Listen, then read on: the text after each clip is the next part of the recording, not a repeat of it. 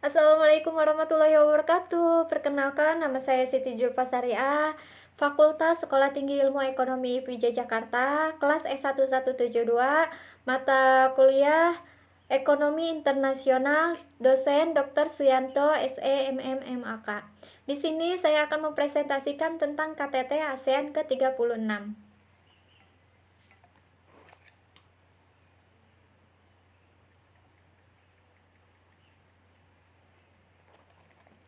Presiden Joko Widodo turut mengikuti upacara pembukaan konferensi tingkat tinggi KTT ke-36 ASEAN melalui telekonferensi dari Istana Kepresidenan Bogor, Jawa Barat, Jumat 26 Juni 2020 dengan tema ASEAN yang kohesif dan responsif. Presiden Jokowi dan para pemimpin di kawasan akan membahas sejumlah inisiatif dan kerjasama, termasuk dalam menangani pandemi COVID-19 ini.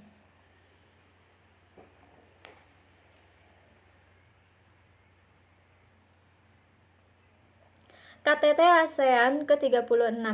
Ucap pembukaan diawali dengan penampilan kesenian yang dilanjutkan dengan lagu tema The ASEAN Way di Hanoi pada Jumat.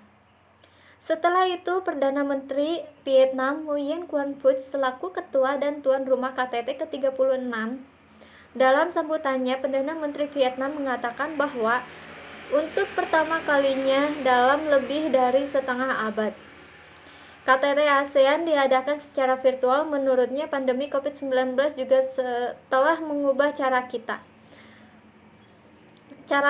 dalam bekerja. COVID-19 yang muncul dan dengan cepat meluas dari awal tahun ini telah menyapu bersih prestasi yang telah dikumpulkan manusia selama bertahun-tahun, merampas dan mengancam kehidupan jutaan orang, kata Perdana Menteri Vietnam.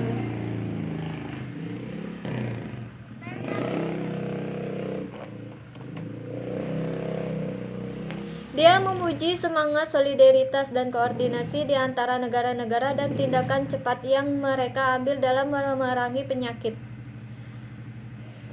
Phuc menyerukan kerjasama yang lebih kuat di antara negara-negara anggota ASEAN untuk secara efektif mengatasi pandemi. Vietnam akan terus bekerja sama dengan negara-negara anggota ASEAN lainnya dalam melawan pandemi, ucap dia. Phuc juga berterima kasih kepada para pemimpin negara-negara anggota ASEAN dan negara mitra atas dukungannya dalam upaya bersama. Hingga kini, infeksi COVID-19 di kawasan Asia Tenggara mendekati 140.000 dengan lebih dari 4.000 kematian. Indonesia berada di posisi pertama dengan jumlah 50.187 dan kasus dan 2.620 kematian.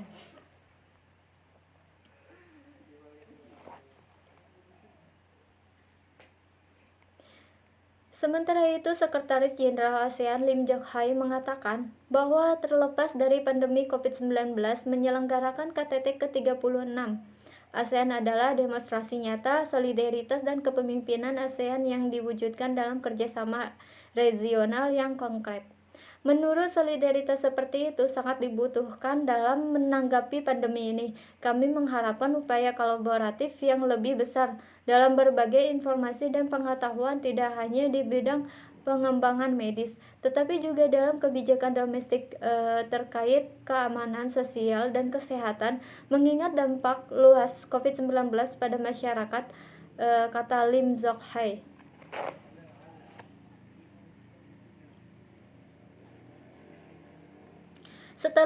Setelah upacara pembukaan, seluruh pemimpin menyampaikan pandangannya dalam sesi pleno. Indonesia berbicara setelah Brunei Darussalam dan Kamboja, sesuai dengan urutan alfabet, turut mendampingi Presiden dalam pembukaan KTT ke-36 ASEAN, yaitu Menteri Koordinator Bidang Perekonomian Airlangga Hartarto, sementara Menteri Koordinator Bidang Pembangunan Manusia dan Kebudayaan yaitu Muhazirin Effendi, sementara Menteri Luar Negeri yaitu Retno Marsudi dan Sekretaris Kabinet yaitu Pramono Anung.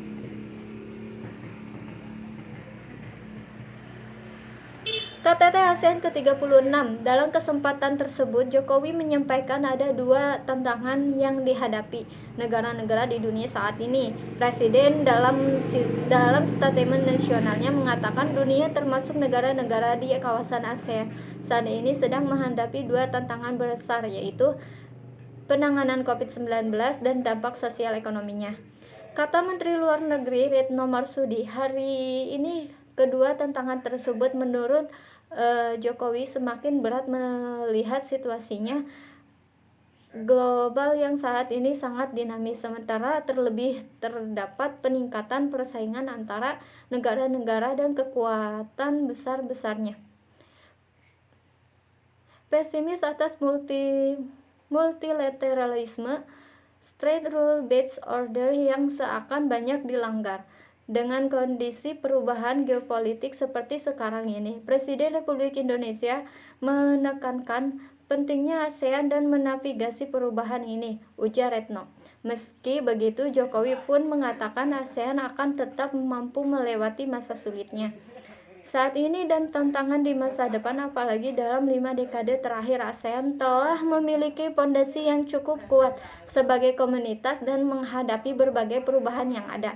Adapun dalam pertemuan tersebut, Jokowi juga menekankan dua hal, yaitu pentingnya ASEAN memperkuat kerjasama percepatan pemulihan ekonomi ASEAN serta pentingnya penguatan kerjasama di kawasan.